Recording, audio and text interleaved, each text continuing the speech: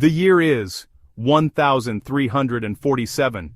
In the vast windswept plains of Central Asia, a sickness began to stir, a silent and invisible threat. This was not a war fought with swords and arrows, but a battle against an enemy no one could see or understand. It was a pestilence that would travel faster than any army, carried along the bustling trade routes that connected the east to the west. This plague, which would later be known as the Blak Death, was about to begin a journey that would alter the course of human history, leaving a world transformed in its wake. It was a turning point, a moment when the old world began to die, and something new, something uncertain, was born from its ashes. We often think of history in terms of great leaders, of empires rising and falling, but sometimes, the most profound changes are brought about by forces of nature. The journey of the Blak Death began long before it reached the shores of Europe. Its origins lay deep within the arid grasslands of Central Asia. A bacterium called Yersinia pestis lived quietly, among populations of wild rodents, marmots. For years it remained a localized problem, but the expansion of trade and empire changed everything. Mongol armies, merchants, they unknowingly disturbed these ancient reservoirs of disease. The bacterium found a new and incredibly efficient host: the common black rat. These rats, drawn to human settlements for food and shelter, became the unwitting vehicles for the plague's global expansion. The true agents of transmission, however, were even smaller. Fleas that fed on the blood of infected rats became carriers of the deadly bacterium. When an infected rat died, its fleas would seek a new host. And often, that new host was a human being. A single flea bite was enough to transmit the disease. This deadly trio, the bacterium, the rat, and the flea, was perfectly suited for travel. In October of 1347, a fleet of 12 Genoese trading ships pulled into the bustling harbor of Messina in Sicily. The townspeople gathered at the docks were met with a horrifying sight. Most of the sailors were either dead or gravely ill, their bodies covered in black boils that oozed blood and pus. Sicilian authorities, in a panic, quickly ordered the fleet out of the harbor, but it was too late. The plague was already ashore. The rats had scurried down the mooring ropes and the fleas had found new homes. Within days, the residents of Messina began to fall ill with the same terrible sickness. From this first point of contact, the Blak Death began its relentless conquest of Europe. It moved with terrifying speed, spreading from one port city to the next. After Sicily, it struck the Italian mainland, engulfing Genoa, engulfing Venice. From Italy, it traveled north into France, arriving in the port of Marseille in early 1348. Following the well-worn paths of trade and pilgrimage, it moved up the Rhone River, reaching the heart of the country. No barrier seemed to stop it. It crossed the Alps into the Holy Roman Empire. It crossed the English Channel to begin its grim march through England. The way people lived in medieval Europe made them incredibly vulnerable. Towns and cities were becoming more common, but they were filthy and overcrowded. The disease that swept through Europe manifested in terrifying ways, primarily in a form known as bubonic plague. The first sign of infection was often a fever, accompanied by chills, vomiting, and extreme weakness. But the most distinctive and horrifying symptom was the appearance of buboes. Painful, swollen lymph nodes, typically in the groin, armpits, neck, that could grow to the size of an apple or an orange. The buboes would start as red spots on the skin and then turn black, likely giving the plague its chilling name: the Blak Death. For those who contracted this form, the end was often swift and agonizing, with death usually occurring within a week. There were other, even deadlier forms. Pneumonic plague attacked the respiratory system, causing victims to cough up blood. It could spread directly person to person via airborne droplets without rats or fleas. A person could breathe in germs from an infected cough. Mortality for pneumonic plague was nearly 100%, with death often within a day or two. A third, rarer form was septicemic plague, the bacteria in the bloodstream. It caused high fevers and purple or black patches as skin died. It was universally fatal, sometimes within hours. People were utterly helpless. Medieval medicine rested on the four humors: blood, phlegm, yellow bile, black bile, and doctors blamed imbalances. Their treatments were useless. They tried bloodletting, lancing buboes, and applying herbal poultices. None of it worked. Many turned to prayer and mass processions, which only spread the disease faster, especially pneumonic. Fear and paranoia gripped communities. Families abandoned the sick.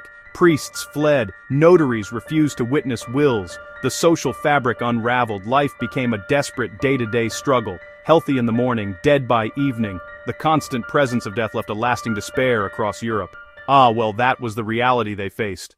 Before the Black Death, Europe was a place with too many people and not enough land or jobs. The feudal system was rigid, with a vast population of peasants or serfs tied to the land they worked. They were legally bound to their lord, unable to leave without his permission, and received little to no wages for their labor. They toiled for a small share of the harvest, living lives of hardship with little hope for improvement. The sheer number of available laborers meant that lords had all the power. The plague turned this entire system on its head. With a third to a half of the population wiped out, Europe suddenly faced a severe labor shortage. In the countryside, entire villages were deserted. Fields lay fallow, or harvests unclaimed. In the cities, the workshops of skilled artisans fell silent. This drastic reduction in the workforce gave the surviving peasants and laborers something they had never had before: leverage. For the first time, their labor was a scarce and valuable commodity. Lords and landowners were now desperate for workers and were forced to compete for them. This new reality sparked a dramatic shift in power. Surviving peasants began to demand better conditions. They asked for, and often received, higher wages for their work. Many refused to remain bound to the land of their old masters and sought out better opportunities elsewhere.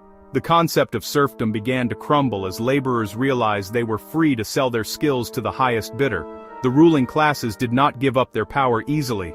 Across Europe, nobles tried to fight back, passing laws like the Statute of Labours in 1351 to freeze wages and forbid movement. However, these measures were largely unenforceable. The economic reality was simply too powerful. There were too few workers and too much work to be done. The seeds of social and economic upheaval had been sown, and the old feudal order was beginning to break apart, all because of the massive loss of life. Well, it really changed everything. The dramatic loss of population had a profound effect not just on labor, but on the land itself. Before the plague, Europe's growing population had forced people to cultivate every available piece of ground, including marginal lands with poor soil that yielded little. Now, there was a surplus of good, fertile land. Surviving peasants could abandon the less productive fields and focus on the best soil, which led to more efficient agriculture. With fewer mouths to feed and better land to work, the survivors found themselves with more food than they needed. This surplus improved diets and quality of life. Grain prices fell because there was so much of it, while the prices of other goods, like meat and dairy, became more affordable. With much of the farmland no longer needed for wheat and barley, landowners began to switch to other uses. Many converted fields into pasture for sheep, as wool was highly profitable. This shift changed the landscape of many parts of Europe. With serfdom weakening, a new class of prosperous peasants, yeomen, began to emerge, able to rent or even buy land. They were no longer beholden to a lord, but could profit from their own labor, creating a more complex, rural society. In the cities, the death of so many artisans drew ambitious newcomers. Guilds lowered standards to attract apprentices, opening avenues for social mobility. The plague, in its destructive wake, cleared the way for a more dynamic and prosperous society. Land was plentiful, food cheaper, and ordinary people could rise. It was a strange sort of new beginning.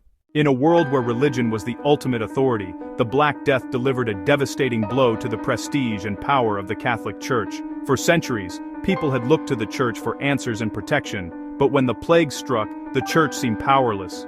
Prayers went unanswered. Religious processions meant to appease God's wrath became super-spreader events. The clergy died in huge numbers. Many bravely served and perished. Many others abandoned their posts, leaving congregations without guidance or last rites. The massive death toll among experienced clergy created a vacuum, forcing rapid ordinations of poorly prepared men and eroding moral authority. Alternative religious expression spread, some outside church control, while others turned inward to personal piety.